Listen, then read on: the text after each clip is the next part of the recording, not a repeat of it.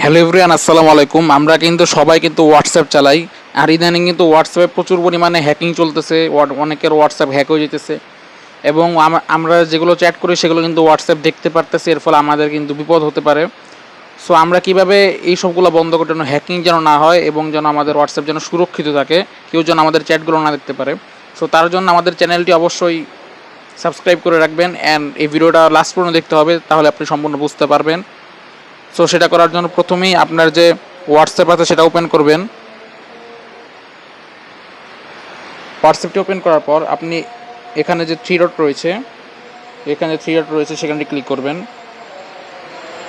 Three ডটে click করার পর এখানে তো লেখা আছে সেটিংসে ক্লিক করার পর আপনি এখানে তো লেখা রয়েছে এই যে গোপনীয়তা, দেখবেন লেখা রয়েছে গোপনীয়তা, আপনি এখানে ক্লিক করবেন।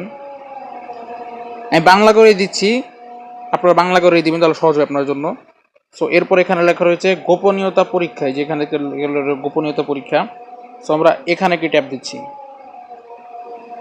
এখানে ট্যাপ দেওয়ার পর এখান থেকে এই যে দেখতে পাচ্ছেন যে 3 নাম্বার অপশন, যেটা আপনার চ্যাটে আরও গোপনীয়তা যোগ করুন। সো আপনারা এখানে ক্লিক করবেন।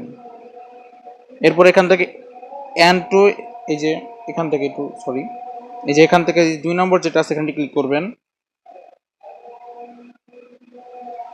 এরপর এখান থেকে এই যে চালু অপশন আছে এখানে ক্লিক করবেন।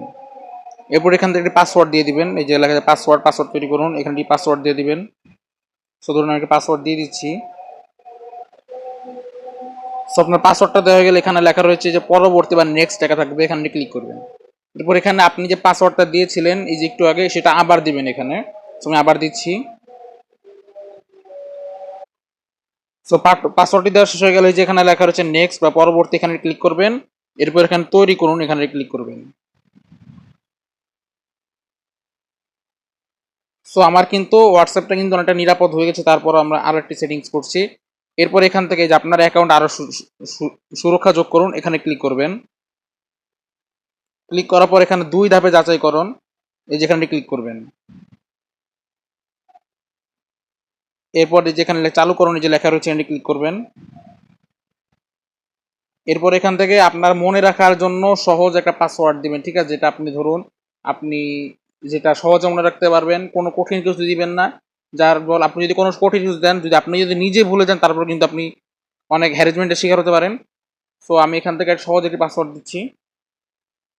পাসওয়ার্ড দেওয়া হয়ে গেছে। এরপর এখান থেকে যে পরবর্তী নেক্সট, এখানে ক্লিক করবেন। এরপর এখানে পাসওয়ার্ডটা আবার দিয়ে দিবেন।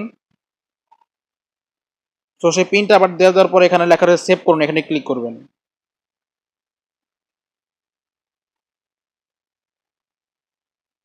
এরপর এখানে আপনার একটা ইমেল দিবেন এখানে। সো আমি একটা ইমেল দিচ্ছি আমার। যে ইমেলটা আপনার আছে সেটাই দিবেন কিন্তু, ঠিক আছে। সো আমি একটা ইমেল দিচ্ছি আমার।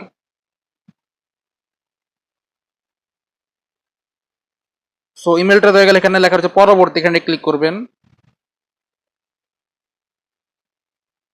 এরপর আপনার ইমেল একটা কোড পাঠানো হবে, সেই কোডটি এখানে দিতে হবে। সো আমি এই যে একটা কোড এখানে চলে এসেছে, কোডটি দিচ্ছি।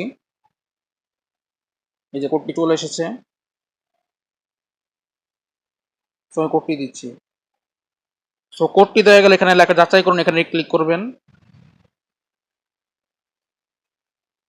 সো এখন কিন্তু আমাদের কিন্তু 2 ধাপ কিন্তু হয়ে গেছে, যাচাই হয়ে গেছে। এখন আমাদেরকে আরো একটি কাজ করতে হবে।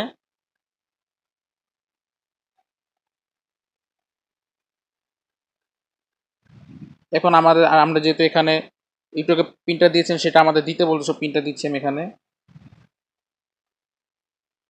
এখন আপনাদেরকে আরো একটা ইন্টারেস্টিং জিনিস শিখিয়ে দিই, যে এখানে লেখা রয়েছে যে এই যে এখানে উপরে এই যে এখানে লেখা একটা থ্রি ডট রয়েছে, এখানে ক্লিক করবেন।